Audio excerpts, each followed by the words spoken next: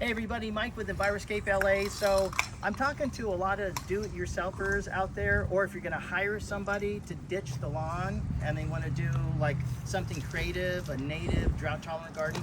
I wanted to give you some pointers on what you can do and what to look for in ditching the lawn and replacing it with low water uses. So these are the 5 elements that you need. Number one, after you've ditched the lawn, you wanna make sure that you pick through and get the bits of debris and lawn out of there. Most of it's going to die if you do that, but if you see big pieces, pull them out. And I tell you, if it's worth it to take the grass out and then rototill it, because then you can rototill all those big pieces and kind of screen them out. Number two, what you want to do is you want to plan out your garden. So you want to go to your local nursery center and you want to see if you can get native. Number one, you want to get a mixture of 80 to 90% native, and then 10 to 20% California friendly. So the reason you want natives is because natives actually feed the local biology. They feed the pollinators like nothing else.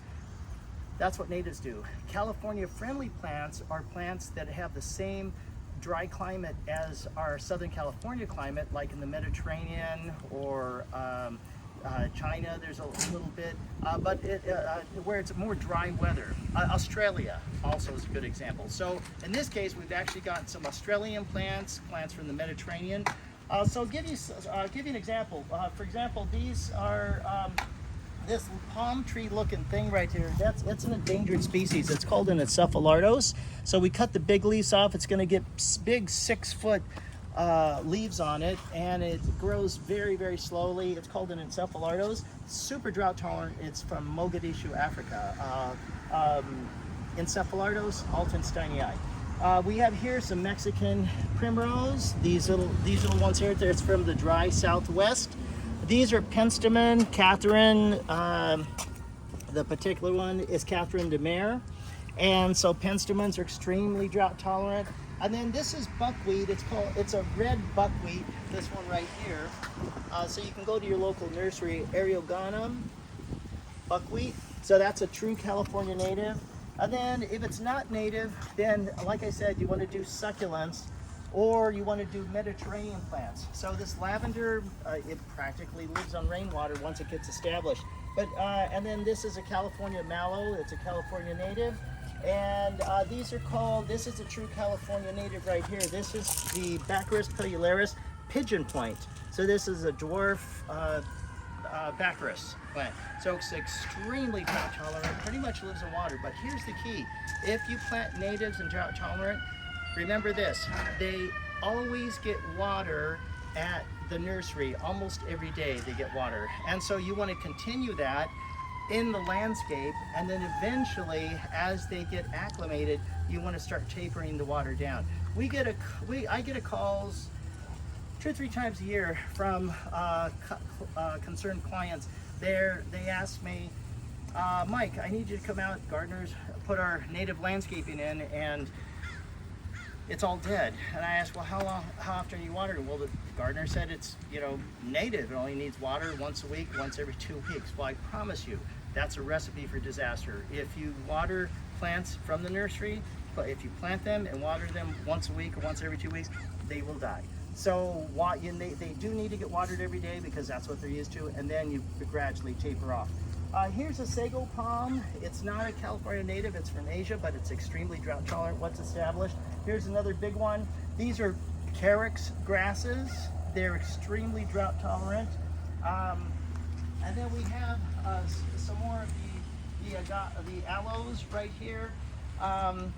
This particular one here is the Eriogonum giganteum, and so it actually grows a lot taller than the native buckwheat that we mentioned earlier.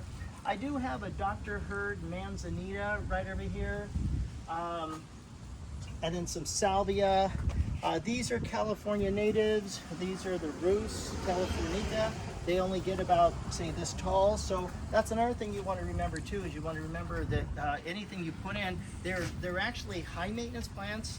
Even California natives can be high maintenance or low maintenance. So if we got the Rus integrifolia, which grows like 10, 12 feet tall, That wouldn't work here because you'd have to be out here every weekend trimming it. So you want to make sure that you get something that's appropriate for the space. So about 3-4 feet is about as tall as we want to get here.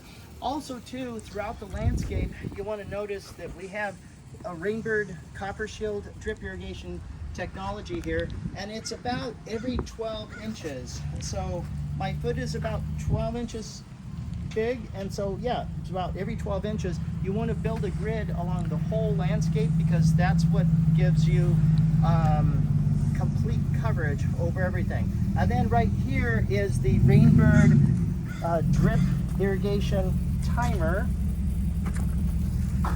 and so that's what it looks like. Right now it's off, in the off position. Here's the valve. That's what it looks like. You want to make sure that if you have a professional that they put in that particular valve. It's called an LFV, low flow valve, and it has a pressure regulator and it has a filter in it so you can clean out any debris that is in the main water line.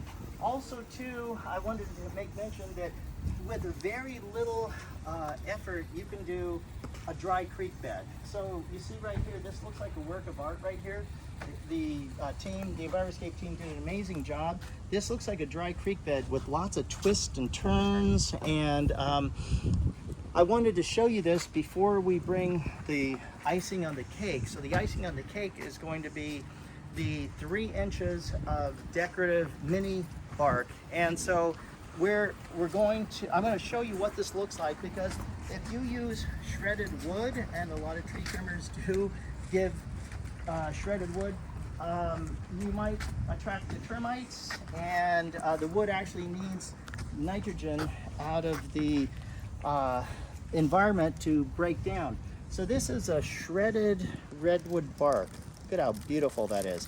This actually does not attract the termites. What it does attract is a mycorrhizal fungi, which has a symbiotic relationship with your root system, and they act as an extension of your roots. So if you want to have a very, very healthy long-term landscape, do the mini bark. The mini bark attracts mycorrhizal fungi. It helps to keep the sun exposure from dehydrating the ground, and it just looks amazingly attractive too.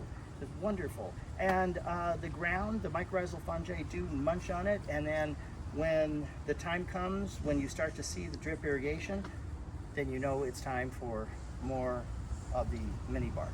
So I just wanted to make mention to you. Let's take a look at it from this side too. Just these this particular thing that I wanted to mention to you. This is called a Dazzlerian plant. It looks like splashing water. And then we have like a miniature version of this. This is actually a true California native. This is the, it'll come to me in a second. But it gets a really big, giant tall flower too.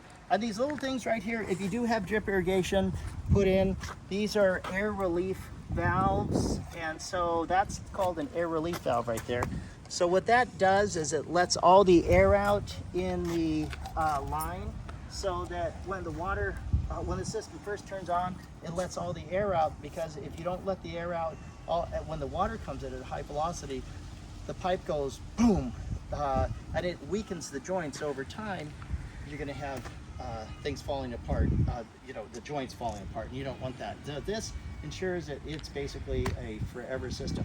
We do have cleanouts right here. That's what the end of the line. So in a year we'll open that up, we'll open the valve up, and we'll be good to go.